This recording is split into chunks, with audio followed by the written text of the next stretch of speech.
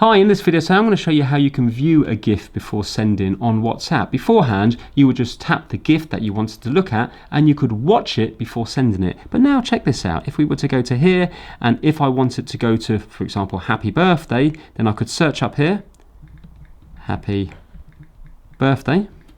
And then it's going to bring up all the ones related to happy birthday, but I don't actually know what they look like. And if I think, okay, I wonder what this one does, I go to tap on it and it's already sent it, which is no good because I might not have liked the GIF.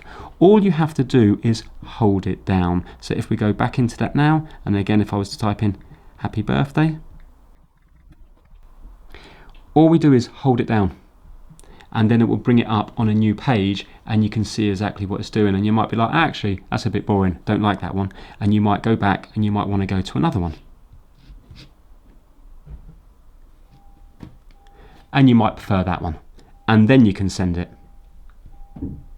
So it's a nice, easy way of viewing the GIFs before you accidentally send the incorrect one. Thanks for watching.